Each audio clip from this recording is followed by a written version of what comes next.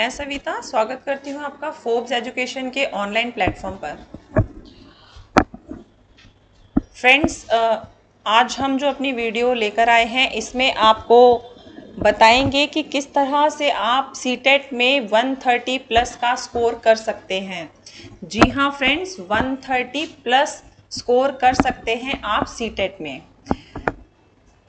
अगर आप सिर्फ 90 मार्क्स लेकर पास होना चाहते हैं तो मैं आपसे कहूँगी कि आप सिर्फ MCQs लगा सकते हैं जो प्रीवियस ईयर के हैं। MCQs लगा लीजिए, आपके 90 मार्क्स कहीं नहीं जाएंगे। लेकिन आज जो स्ट्रेटजी मैं आपके साथ डिस्कस करने जा रही हूँ, मैं आपसे ये डिस्कस करूँगी कि किस तरह से आप 130 प्लस का स्कोर ला सकते हैं इजीली। ठीक है फ्रेंड्स, तो चलिए स्टार्ट करते हैं अपनी वीडियो। देखिए, how to score 130 plus in CTET.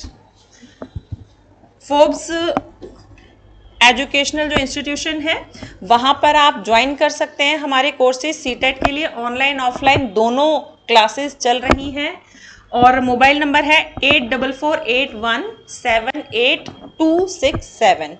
ठीक है, अब आगे देखते हैं।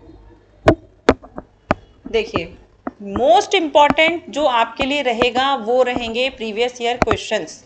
प्रीवियस ईयर क्वेश्चंस आपके लिए रामबाण का काम करते हैं सीटेट के लिए। अभी लास्ट जो 2 हमारे पेपर हुए हैं, कंप्यूटर बेस्ड जो टेस्ट हुआ है सीटेट का, उसमें जो सीटेट के क्वेश्चन पूछे गए हैं वो जो टिपिकल क्वेश्चंस आते थे सीटेट के वैसे बिल्कुल भी नहीं है। पैटर्न चेंज हुआ है, स्टेटमेंट एंड रीज़न के क्वेश्चंस आए हुए हैं। वहाँ पर आपको पूरी स्टेटमेंट्स पढ़नी है और उसके अकॉर्डिंग फाइंड आउट करना है कि क्या ये बात सही कही गई है या गलत कही गई है। और नीचे फिर ऑप्शन दिए होते हैं कि क्या आपकी स्टेटमेंट ठीक है और रीज़न गलत है, क्या स्टेटमेंट गलत है और रीज़न ठीक है, क्या दोनों ही गलत हैं या फिर दोनों ही सही हैं। इस टाइप के 2 से 3 क्वेश्चन आपके पूछे जा रहे हैं, राइट। और इसके अलावा प्रीवियस ईयर क्वेश्चन से आपको ये पता चलेगा कि एप्लीकेशन बेस्ड क्वेश्चंस कैसे आते हैं।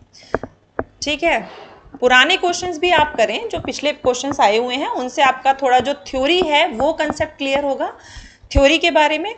लेकिन जो प्रीवियस ईयर क्वेश्चंस हैं उनसे ही आपको हेल्प मिलेगी। 2 साल के जो अभी प्रीवियस ईयर पेपर हुए हैं उनसे ही आपको हेल्प मिलेगी कि किस तरह से आप नए पैटर्न को समझ पाएंगे।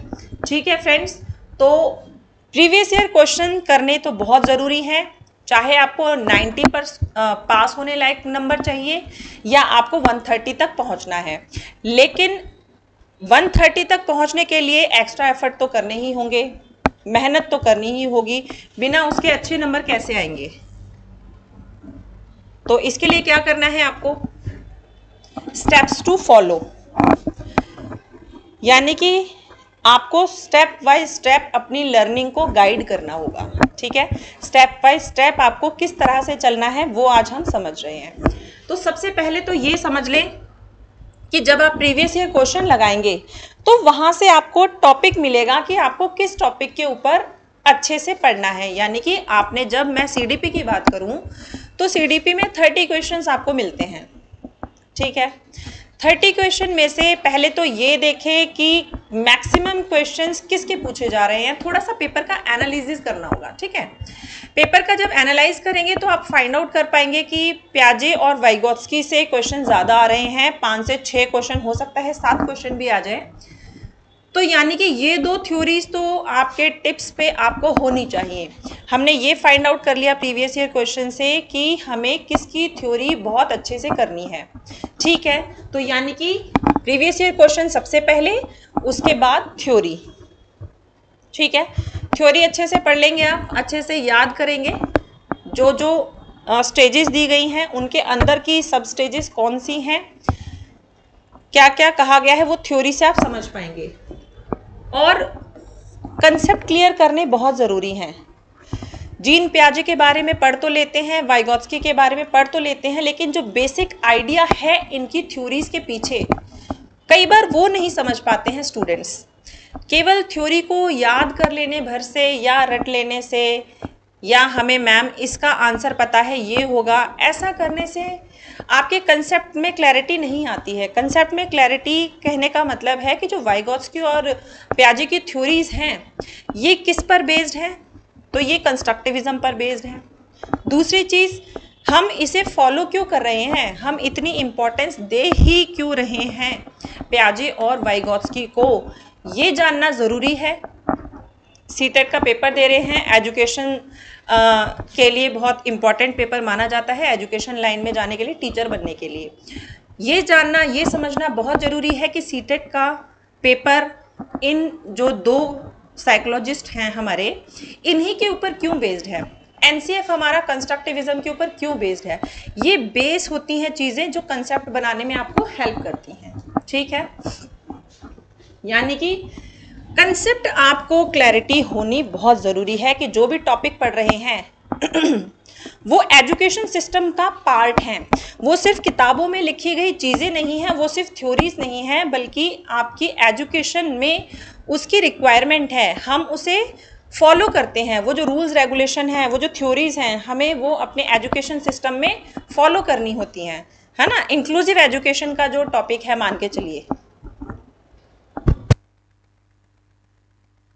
तो इंक्लूसिव एजुकेशन का टॉपिक तो पढ़ लिया बच्चों ने, लेकिन ये समझना जरूरी है कि हम इस इंक्लूसिव एजुकेशन को क्यों पढ़ रहे हैं, इस टॉपिक की इम्पोर्टेंस क्या है, सीटेट के पेपर में क्या इम्पोर्टेंस है, साथ के साथ टीचिंग लाइन में हम जाना चाह रहे हैं एज अ टीचर, कितना ज़रूरी है आपके लिए इंक्लूसिव एजुकेशन को समझना।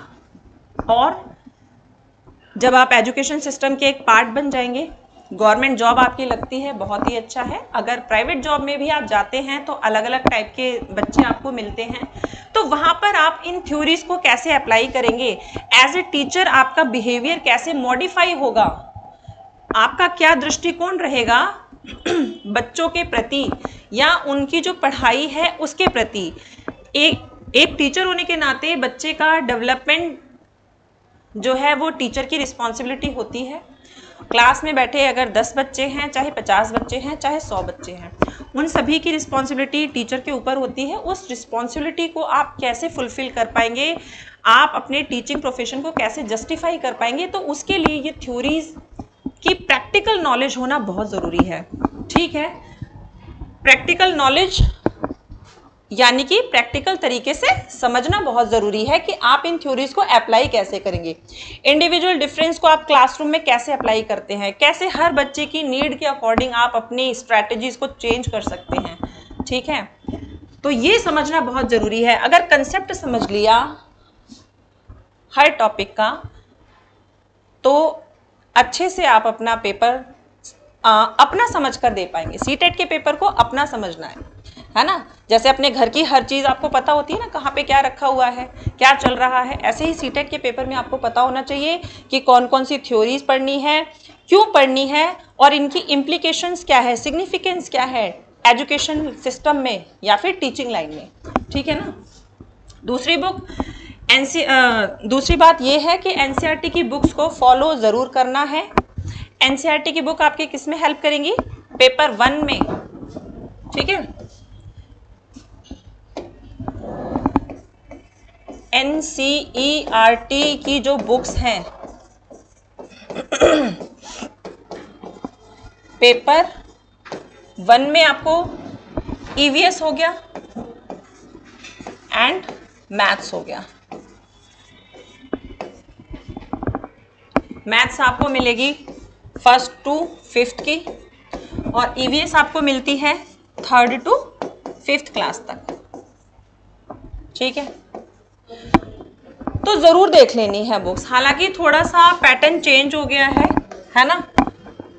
वो क्वेश्चंस भी पूछे जाने लगे हैं जो कभी पूछे नहीं गए थे, लेकिन स्टिल जो एनसीएफ की बुक्स है इनको ज़रूर पढ़ना है। और इसमें जो छोटे छोटे टॉपिक दिए गए हैं, छोटी छोटी बातें कही गई हैं, उससे रिलेटेड चीज़ों को आपको गूगल पर या यूट्यूब पर, नेट पर सर्च करके ज़रूर पढ़ना है। उससे रिलेटेड इन्फॉर्मेशन ज़रूर पढ़नी है। ईवीएस पढ़ तो रहे हैं, जिसका फुल फॉर्म क्या है, एनवायरमेंटल स्टडीज़। अब एनवायरमेंटल स्टडीज़ को पढ़ रहे हैं, लेकिन सिर्फ बुक में जो लिखी हैं 1 to 1 लाइनें लिखी हैं वो आप पढ़ लें, रट लें, सिर्फ उससे आप पेपर पास नहीं होगा, बल्कि ईवीएस के जो कंसेप्ट्स हैं वो भी क्लियर करने पड़ेंगे। ठीक है, पेपर 1 के लिए। पेपर 2 के लिए क्या करेंगे, पेपर 2 के लिए आपको एसएसटी पढ़नी हो, चाहे मैथ्स प्लस साइंस पढ़नी हो, इसके लिए भी आप सिर्फ एनसीईआरटी की बुक्स को ही फॉलो करेंगे। ठीक है, बुक्स जो होंगी वो आपकी होंगी क्लास 6 to 8। क्लास 6 to 8 की अगर एनसीईआरटी की बुक्स आपने अच्छे से पढ़ ली फ्रेंड्स, ठीक है, दिख रहा होगा अब आपको, विजिबल होगा। क्लास 6 to 8 तक की अगर आपने एनसीईआरटी की बुक्स को अच्छे से पढ़ लिया, समझ लिया, तो आराम से आप पेपर क्रैक कर सकते हैं, पेपर क्लियर कर सकते हैं। और हाँ, इसके साथ हमें ये भी याद रखना है कि जहाँ भी आपको ज़रूरत हो वहाँ आप YouTube और गूगल की हेल्प अपनी चीज़ों को सर्च करने के लिए, है ना। हमारी लर्निंग कैसी होनी चाहिए, हम बच्चों को कैसे सिखाएंगे, कंस्ट्रक्शन करना सिखाएंगे कि नॉलेज का कंस्ट्रक्शन होता है। तो उसके लिए सबसे पहले हमें अपने ऊपर भी तो एप्लीकेबल करना चाहिए, अप्लाई करना चाहिए। तो YouTube से और गूगल से, यानी कि इंटरनेट का यूज़ कर सकते हैं, यानी कि आप इंटरनेट के माध्यम से चीज़ों को ढूंढ सकते हैं, सर्च कर सकते हैं। और जितना ज़्यादा किसी चीज़ के लिए आप ढूंढेंगे, सर्च करेंगे, डिस्कवरी करेंगे, उतना ज़्यादा स्थायी ज्ञान होगा।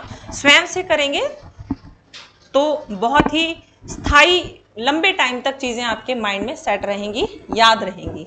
ठीक है, तो गूगल या यूट्यूब पर आप वीडियो किसी की भी देख रहे हैं, जिसकी वीडियोस आपको पसंद आती हैं, जिसका पढ़ाने का तरीका आपको पसंद आ रहा है, जिसे आप फॉलो कर रहे हैं, सारी वीडियोस आप उन्हीं की देखें। हाँ, हेल्प के लिए आप साथ में किसी यूट्यूब से कोई कंसेप्ट आपने समझ लिया, या फिर गूगल में डाल के आपने कोई चीज़ चेक करनी चाहते हैं, पढ़ना चाहते हैं, डिटेल में पढ़ना चाहते हैं, तो वो पढ़ सकते हैं। तो वहाँ पे आपको क्या होगा, चीज़ें स्थायी होंगी आपके माइंड में। ठीक है, तो यहाँ से क्या पता चलता है, पेपर में अच्छे नंबर लाने के लिए 130 का जो स्कोर है, बहुत ही अच्छा स्कोर है। ये लाने के लिए आपको पहली चीज़ तो क्या करनी है, पहली चीज़ तो आपको प्रीवियस ईयर जो पेपर हैं उन पर फोकस करना है अच्छे से। क्वेश्चन के पैटर्न वहाँ से आपको पता चलेंगे, और वहाँ से ये पता चलेगा कि किस टॉपिक से सबसे मैक्सिमम जो ज़्यादा क्वेश्चन है वो आ रहे हैं। ठीक है, उसके बाद क्या करेंगे, उसके बाद आपको उस टॉपिक की थ्योरी पढ़नी है। थ्योरी पढ़कर कंसेप्ट को क्लियर करना है। थ्योरी पढ़ लेना और कंसेप्ट क्लियर कर लेना डिफरेंट चीज़ें होती हैं। ठीक है, एनसीईआरटी की बुक्स को फॉलो करेंगे और हेल्प ले सकते हैं यूट्यूब से और गूगल से। ज़्यादा यूट्यूब चैनल को सर्च करने की और खंगालने की ज़्यादा कोशिश ना करें, टाइम वेस्ट ना करें, टाइम वेस्ट बहुत होता है। 1 या 2 वीडियो जो आपको पसंद आ रही है, जिसका पढ़ाने का तरीका आपको पसंद आ रहा है, उन्हें आप फॉलो करें। ठीक है, हमारी ऑनलाइन ऑफलाइन दोनों क्लासेज होती हैं। आप हमारे जो ऑफलाइन बैच हैं हमारे सेंटर में चल रहे हैं, उत्तम नगर ईस्ट मेट्रो स्टेशन के पास, वहाँ हमारा सेंटर है। ठीक है, फोर्ब्स एजुकेशन के नाम से हमारा सेंटर है, वहाँ पर आप विजिट कर सकते हैं। बाकी ऑनलाइन क्लासेस चल रही हैं, आप कमेंट बॉक्स में पूछ सकते हैं डिटेल्स के लिए। ठीक है, आई थिंक जो मैंने स्ट्रेटेजी आपके साथ शेयर की है, आपको इससे बेनिफिट ज़रूर मिलेगा, है ना। तो आई होप चीज़ें क्लियर हुई होंगी आपको। बाकी की हमारी जो वीडियोस बन रही हैं उन्हें आप ज़रूर देखें, वहाँ से आपको हेल्प मिलेगी आपके सीटेट के पेपर के लिए। चलिए, तब तक के लिए thanks for watching this video. Have a good day.